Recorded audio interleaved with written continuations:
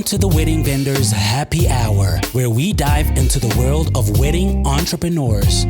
Learn how they got started, what advice they have for you, and everything in between. So grab a drink and take a seat as we interview amazing vendors with your hosts, Derek and Jade. Wedding Vendors Happy Hour. It's a podcast, but it's also happy hour. What's up, guys? Thanks for tuning in to another amazing episode here on the Wedding Vendors Happy Hour. Again, my name is Derek with Derek Preciado Photography. My name is Jade with Jade Preciado Events. Today we chat with Mark from MDL Events, a luxury wedding planner who also offers floral design based in SLO. That's right. Listen as we dive into the world of planning and floristry. So grab a drink, take a seat, and let's get to it. Wedding Vendors Happy Hour. Hello, Mark. How are you? Thank you so much for being a part of our podcast today. Yeah, thank you for having me. Dude, Mark, so we saw that you've been in, you went to New York for Bridal Fashion Week, and Yes. you went to Mexico for it looked like you did a wedding there. What? Yeah, it looked like. Yeah. So let's get in So- first. Let's get in first with New York. How'd that go? Yeah, so New York, I went to New York Bridal Fashion Week recently with Kelly Williams Photography and Mariam from Array Couture, you guys recently interviewed. Yeah. So Mariam kind of took us along to kind of show us the different side of the wedding industry, where it's more of like bridal fashion and more on that luxurious side. Because for me, I do wedding planning and floristry, and I really don't deal with brides buying their dresses or looking for their dresses. So it's kind of a unique experience to kind of see all the different trends that are rolling in with bridal fashion.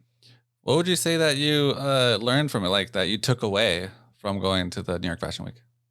I would say that there's so many different options for brides to choose from, honestly. I mean, there's those trends that where brides want to wear the same dress as other brides, but there's so many to choose from, whether you want a short dress, a long dress, a ball gown, something with more bedazzled.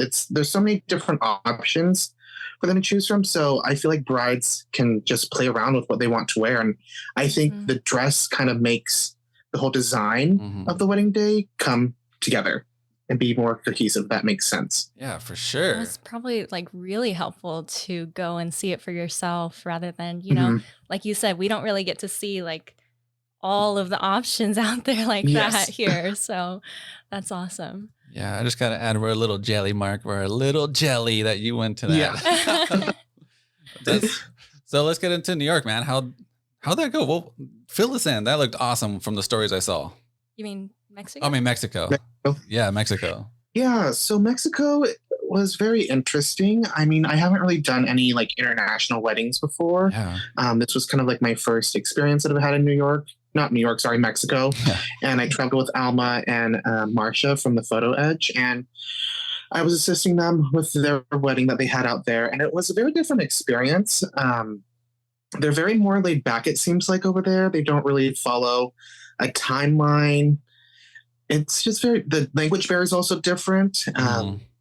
And trying to communicate with the vendors is a little hard because I don't speak Spanish. So trying to kind of understand their language and trying to have them understand my language is a little different. Yeah. But overall, the wedding turned out really beautiful. Yeah, It was really gorgeous. Yeah. Where was it in Mexico? Yeah.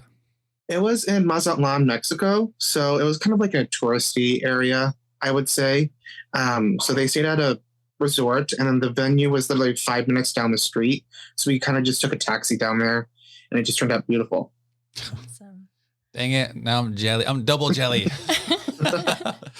Would you say that when you went to Mexico for that wedding, did that like inspire you to want to do more destinations, or were you kind of just like, whoa, this is a little different?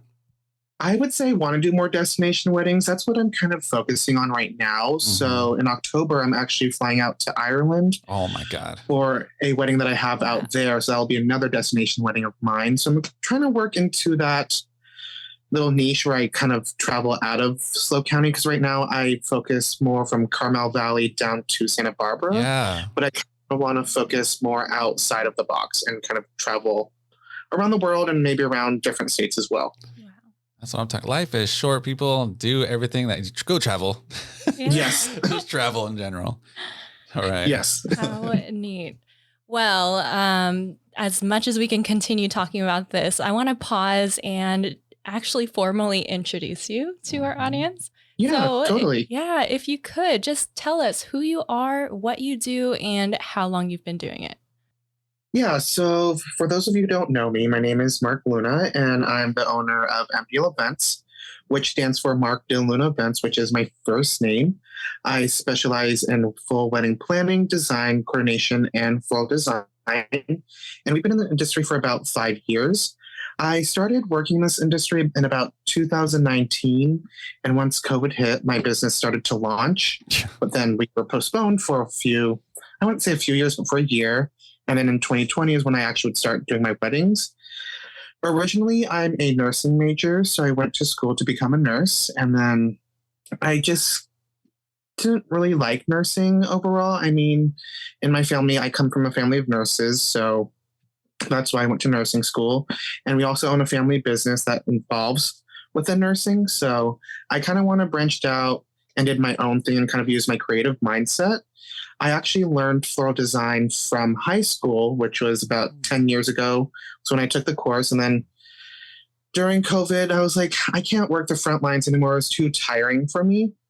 So I wanted to kind of plan weddings and kind of design weddings and do florals. My original major that I was actually going to go into in college was actually interior design. But then for some reason, I went into wedding planning. So cool. Dang, that's so. Have you ever seen the show Grey's Anatomy? Yes. We've recently gotten back into it. Yeah, I don't blame you for not wanting to be a nurse. That looks brutal, man. That job looks brutal. Yeah, night and day difference from the wedding scene. Very. Yeah. So you did. So I'm sorry if I missed it. But did you become a florist first, then you got into wedding planning? Yes, that's correct. Okay, cool. So how did your journey as a florist intersect with the path as an event planner? Like, what inspired you to dive into both worlds? Well, I kind of wanted to be like that one-stop shop for everyone where they could book me as a wedding planner and a florist. Originally, I was just going to do florals, but for some reason, my first wedding, I did coordination. I kind of liked the aspect of planning the wedding and actually having my hands into the whole planning process, because then it would come cohesively and I would figure out how both can combine together well. If that makes sense. Yeah. Yeah, for sure. I love it. The best of both worlds, Mark over here, taking over the world. And how do you, I mean, because the two roles are so different and both come natural to you. Like, how do you balance like the creative side as a florist with like all of the logistical demands that we get as a wedding planner? So my brain works in two ways. One side has the creative side, one side has a logistical side. So if I'm doing a wedding where it's both planning and florals, I kind of have to combine those both aspects and kind of make it work in some way, because with planning, there's so many moving pieces. And with flowers, there's also moving pieces, because when I'm installing an installation, I would have to figure out all the logistics and all the mechanics. And for planning a wedding, you still have to do the same. You have to figure out the timing wise, when this person's arriving or when this is happening. So it just combines cohesively. Yeah. You get to do creative and logistical in both areas. Yes. I have a problem just using my creative side of the brain when I'm on a wedding day, just like trying to get these creative shots. You're working both brains. That is crazy. Yeah, it's crazy. So my question is, Mark, like, how do you manage overseeing a little bit more in depth with it? How do you manage overseeing both floral deliveries and the overall coordination of a wedding day? So can you like bring us onto a day of Mark at a wedding and you have both of these things going on? So when we oversee florals and coordination on a wedding day, I first start off loading our car in the morning. So my team will meet at my house where my studio is located, and we'll load my car with all the flowers, all the candles, and all the art structures that we need to bring with us. And then once we get to the venue, we'll meet up, kind of have a meeting where we kind of figure out a plan and lay out what we need to do. So what I like to do first is we like to unload all the florals. And then while I have them unloading the florals, I'll go check in with my couple, see if they're okay, if they're needing anything. And then I'll also check in with the venue manager. And then once I check in with them, I start going back to telling my team what to do with the flowers, where I have one gal who works for me, who's my lead, who will do the flower aspect. And then I'll just give them examples. And then I have myself who will do the planning aspect, where I have an assistant who will be helping me kind of set up the wedding day. And then I'll just go back and forth checking in to see if they need help. And then once they finish, then they'll help me with what I haven't finished on the planning aspect side. So it kind of works in both ways. I mean, I have a big enough team that helps me and that we can get things done very efficiently. Wow. So on top of doing 2 roles, you're managing a team, and it sounds like you have it down. Yeah. Wow. Yes. A lot of moving pieces. And it must be nice too to be able to pull bodies wherever needed, whether you need more help or, like you said, if you need to help them with floral. Awesome. Yes. And you mentioned having some inventory like arches and candles that you bring. Tell us about what you have to offer there. Yeah, so I kind of collected inventory over the years, being in the industry. A lot of my inventory actually came from past florists who have actually closed down their business. So they've had sales or gotten inventory from them, and then also gotten inventory for myself from different places. I recently got some inventory in Mexico. I actually did some shopping where I got some ceramic bowls that I'm going to add to my inventory. So cool. My inventory is from all over the place, I would say. There's this one place that's called Accent Decor where we get a lot of our inventory from. And then I also have some custom arches that I've had made for myself as well, because I know that my clients are always looking for something unique and different. That's so cool. I want to jump a little backtrack a little bit and get into more of the business side of things, Mark. It sounds like you're very business minded. I want to know how you got your team together. Like when you started your business, how did you recruit your people? Yeah, so actually a lot of my team are my family and friends. When I first started in the business, it was my aunt, who's actually one of my main leads right now. And then I had 2 of my cousins, and then my sister, and then my mom. And then once that branched out, I started to hire a few girls from Cuesta College and Cal Poly. And then a few of my sister's friends also wanted to work with me because they also wanted to become event planners, hopefully in the future as well. So I kind of built that dynamic from there. I love that. So you said you come from a family of nurses and are the first to really branch out from that and do your own thing creatively. And now your family's following you. Yeah. Awesome. That's so cool. Wait, Mark, and then would you say in today's times, is it hard to keep your employees to work with you, or do you think they're just solid and stay? I would say some of them did branch out and do their own thing. I mean, I had a few girls that had to finish school, so they did that. Yeah. And then I still have a few of my girls that have been with me since day one. So nice. I'm still thankful. They're still here with me doing all these weddings and dealing with all my crazy ideas that I have. Love it. Helping it all happen. What would you say would be the percentage of weddings where you do get booked for both floral and planning? I would say maybe it's about 30% of my weddings would book both. And then sometimes it'll just be flowers, and then sometimes it'll just be planning. So it's kind of a mixture of everything. I do prefer doing both, actually, because then it kind of just makes it easier for me where I don't have to communicate with another person. That's kind of like in the middle. That makes sense. Mm-hmm. And I love it. The 2 services that you offer are like pretty much mandatory in this industry. So you're good to book one no matter what. Like florals, they have them at weddings. Planners, everyone needs one. I mean, this is crazy. Yes. Brilliant. Brilliant. All right, Mark. Yes. So how do you, I'm going to get a little bit more into like the creativity side of things with your brain here. So how do you work with couples to incorporate their vision and personal style into both their floral arrangement and their overall wedding design? Yeah, that's actually a good question. So when I first meet with them, I kind of pick their brain a little and kind of ask them like a few questions, like, how did you guys meet? And then kind of ask them like a few personal questions, and I kind of get an idea of like what kind of ideal couple they are and kind of what they're looking for. Yeah. And then I will then ask like what colors, like what are your favorite colors? What do you like to eat? And I kind of get like all these different answers from them. And then with those answers, then I'll go in and ask them like the ideal wedding that they're looking for. And that's where my brain starts picking with all these different ideas that I want to incorporate some personal touches, as well as the look that they're going for. So for example, if someone says that they like to eat pizza, of course I want to incorporate something with pizza in the wedding, and they actually love the idea. Mark over here digging deep into the belly of the beast. I like that. Yes. That's so cool. So like, yeah, to like understand, like people don't understand that the simplest question, like what do you eat?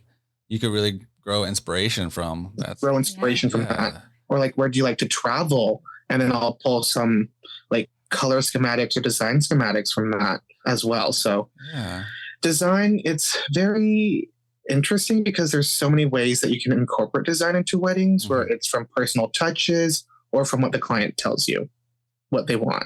Or what you're translating from what they're telling you and splashing it into the wedding day. I'm curious, since I have 2 wedding planners here in this podcast right now, do you feel like when you speak with your clients about the design and their vision, when they tell you something, do you think like 90% of the time they stick with what they want, or when you start spitting some ideas, it kind of changes into what you're like bringing out? I think it's usually a collaboration. Yeah. Like I have a similar approach to you, really getting to know the couple first and seeing what ideas they have, and then, merging our ideas together, because they don't always know what's out there and, all of the options. So I feel like it's a collaboration. It is. And then sometimes we get like those clients who say they don't really care what it looks like and they just give you freedom. I'm like, okay, well, hopefully I'm doing the right thing. Yeah. That'd be kind of scary, huh? Then you're like, and they're like, what is this? Like, you told me you didn't care. You told me to do whatever. So I kind of did whatever. It's funny. And as far as all of the different weddings that you've worked on and seen, what is a memorable wedding where your combined roles as a florist and a wedding planner allowed you to create something like truly extraordinary? Oh, that's actually one that I have to think about. There's actually a few of those weddings where I did both roles. I would say it was probably my recent wedding that I had at the Rosewood. It was a very intimate wedding, and the weather was very hard to cooperate with. Like that day we had rain, we had hail, we had wind, we had the sun. It was one of those days where it stormed. And I think what made it memorable is just like the family coming together and just celebrating the couple's love, no matter what was going around them. Because I know that I've had a few issues that day where the install fell down and then glass flew, and it was just a whole fiasco of things going on. But I think at the end of the day, it's just seeing the couple actually enjoying their day without them realizing what was going on around them. It just really made it memorable and sweet. I love that. Yeah, when all of the chaos is going around you, it makes you focus on what's really important. Yes, which is the couple, and making sure that their day goes as smoothly as possible, even if the weather is acting up. Yes. And then everyone seems to pitch in more when, everything's on fire. So. That's a good question. And I want to ask, do you think as wedding vendors, we sometimes get lost in the pretty little details and forget about what's important? I would say sometimes we do. Sometimes. I would agree. Sometimes we just want everything to look perfect. For me, I'm a perfectionist. So sometimes like my brain is like, this has to be perfect. Like I need this to look well. Like I don't want it to look terrible. And sometimes I forget like this is actually for the couple and that it needs to be done. That made me, because I was thinking about Grey's Anatomy, and remember there's this episode where the doctors were like, we can't be friends with our patients. We got to, make sure we just get our job done, or like just help them heal. Yes. I wonder if that you just have to, At the end of the day, you have to get the job done and make sure that it's what your clients want and not what you want. You want the best for your client at the end of the day. Yeah, I agree. Big time. All right, Mark. So another one. Are there any interesting or like unconventional venues that you transformed into stunning works of art? Yeah, I would say my private estate venues. So I've been booking a lot of private estate venues lately. And last year, it seemed like I had a lot of those where I had to kind of transform, not someone's backyard, but someone's like private property into something magical. So I had to pull in tents, I had to pull in lighting, I had to pull in draping, and I had to pull in all these different rentals. But at the end of the day, it turned out gorgeous. Dang. Because not having an actual venue is really hard to work with because you're working with a blank canvas because there's nothing there. So with the design, it's a lot of designing and bringing in different colors and bringing different textures and bringing in different rentals for this wedding because you want it to look nice. You don't want it to look like it's in someone's property. You want it to make it look like it's somewhere else, that you don't feel like you're at someone's home. Dang, that was a good answer, man. I like that. Just you see it as a blank canvas. That's cool. Yes. It's not set up for a wedding, but you wouldn't know come wedding day. Yeah. Awesome. And it all comes together with all the different design aspects and the different things that you pull in for the wedding day. Because you start with nothing and then you build up, kind of building like a house in a way. Yeah. And it gives you more freedom when there's nothing like it does there to work around. And you can be more creative with everything. Because I know that venues do have rules where you can't add some stuff, or you can't do this, or you can't do that. So like 50-50. That's true. Would you say that you get like a little more satisfaction from doing a private property and building it from the ground up, your design, or doing one from a venue that already gives you the bones? I would say it's in between. I mean, I like building something from the ground up, but then I also like working with the venue and kind of making the venue look different. Because I mean, a lot of the venues here are barns and vineyards and distilleries, and I kind of want to make these venues look different in a way where they don't look the same each time. That's a good, I completely agree. I feel like now that you mentioned it, I feel like doing a venue and trying to, like you said, do something different would be actually harder and more satisfaction than doing something that's a blank canvas that would be different for them no matter what. Yes. Yeah. So that's actually a good answer.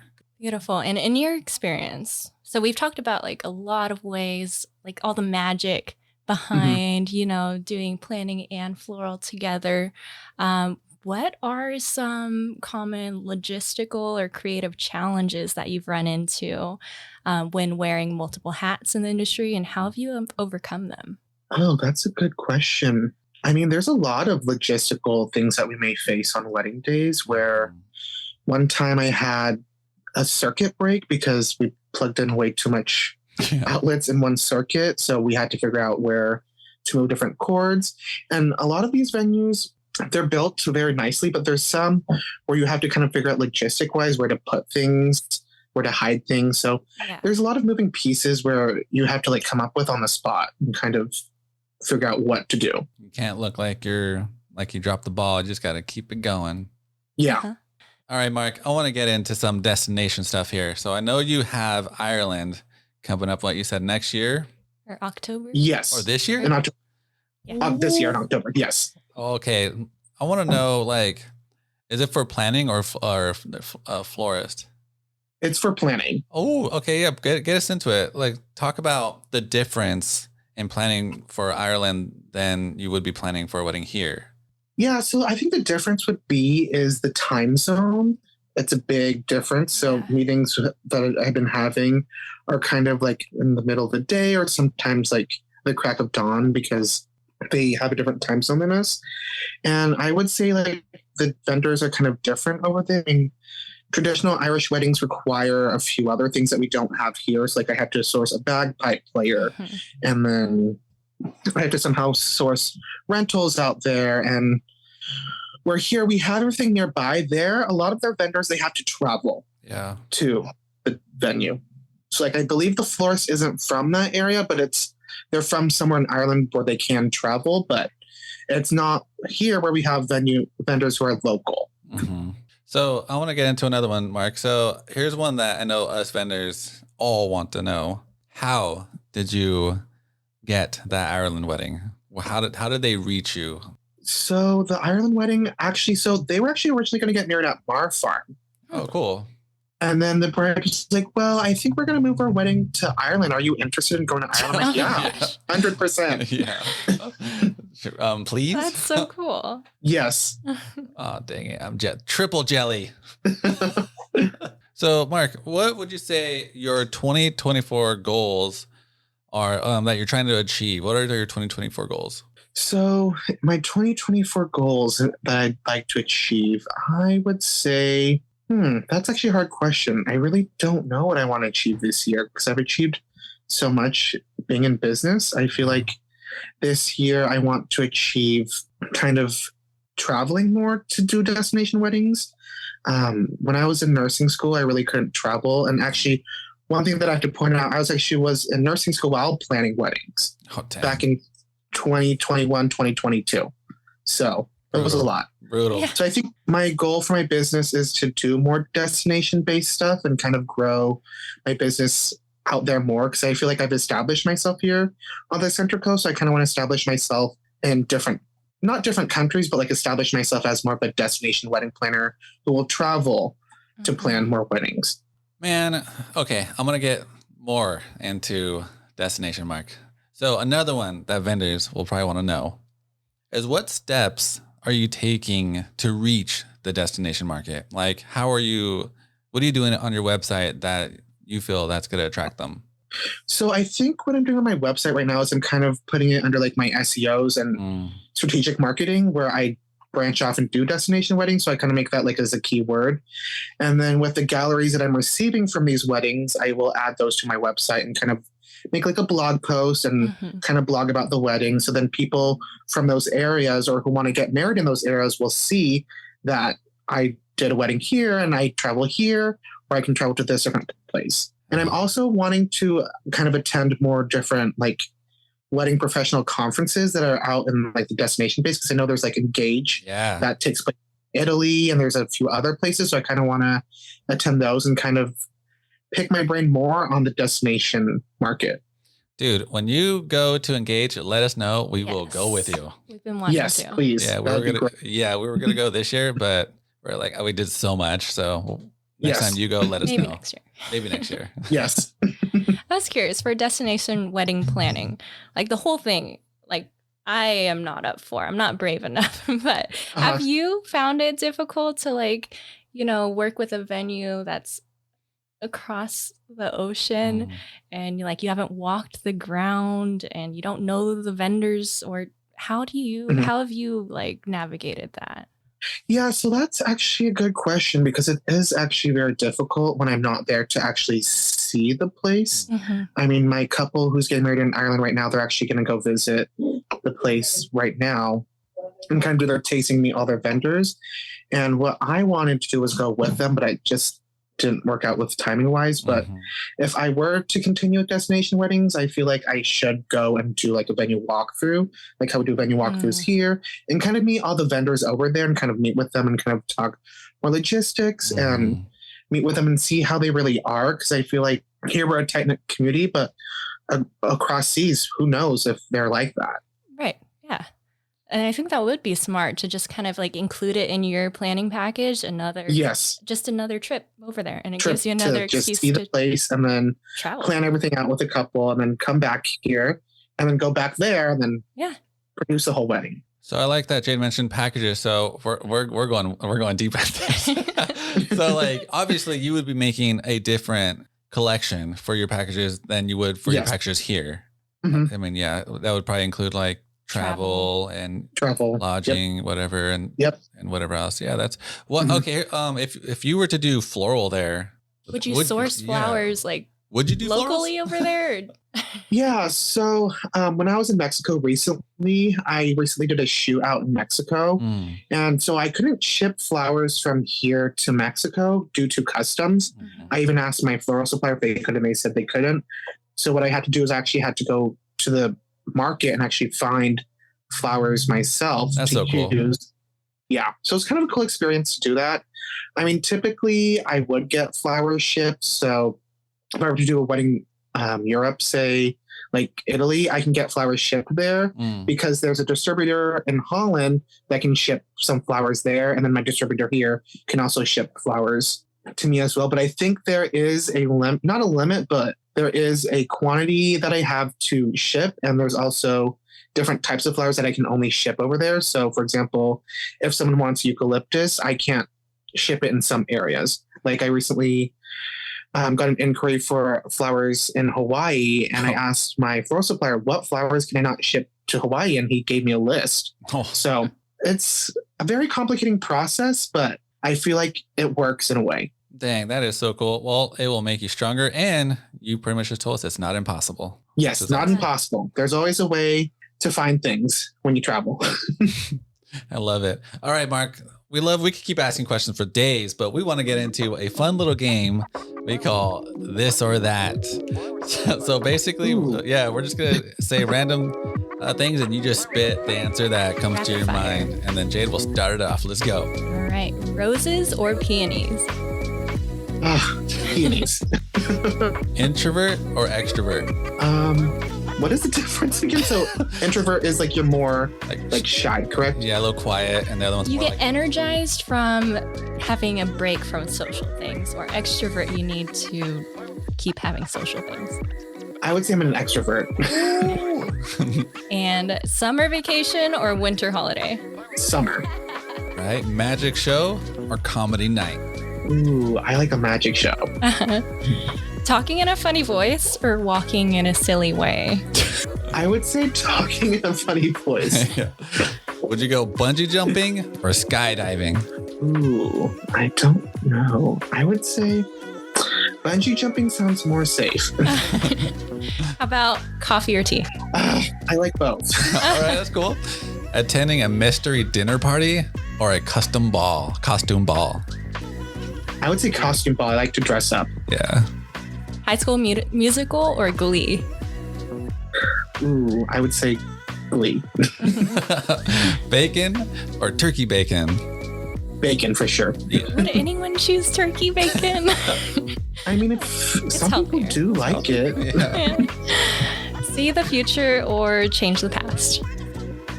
See the future. Camping or glamping? Glamping. Morning person or night owl? I'm kind of both. So I wake up early in the morning and then I also go to bed late. So You just don't sleep. You don't sleep. I don't sleep. Pancakes or waffles? Waffles. Have a photographic memory or be able to forget anything you want? I would say photographic memory. Dark chocolate or milk chocolate? Milk chocolate. And the final one, poor and happy or rich and miserable? I would say poor but happy. Yeah. All right. We just learned a little bit more, Mark, about you, and that is awesome. So one final question we'd love to ask our guests at the end of our podcast is, if you could choose any superpower to have while working a wedding, what would it be and how would it help you? I would say, that is a good one. I would say being at multiple places at once. Because on a wedding day, there's so many things going on where you have to be at this place at this certain time and you have to be at this place. So I think having multiple bodies of me would be ideal. Yeah. Yeah. Mark would be cloning, just bloop, little marks everywhere. Oh my gosh. Yeah, that's a good answer. I love it. But meanwhile, you have your team, so you have an extension. So I can just spread them out evenly. All right, Mark, this has been such a pleasure to have you on our podcast. We've learned so much about your planning and your florist company.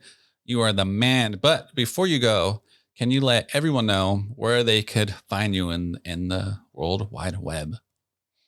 Yeah, so you can find me at my website, which is www.markdillonlunaevents.com, or you can find me on Instagram, which is _MDL Events _ or Facebook, which is Mark Dillon Events. Perfect. And we'll put all of those down in the description below so you can find them there. Perfect. All right, Mark, thank you so much. Thank you. Yeah, thank you for having me.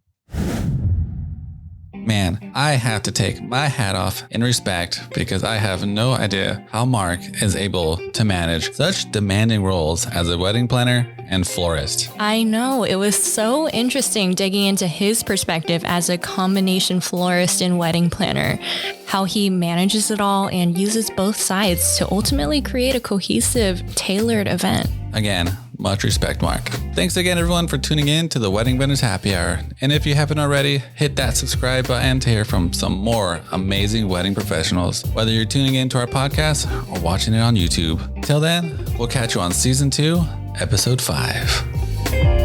Thank you for listening to the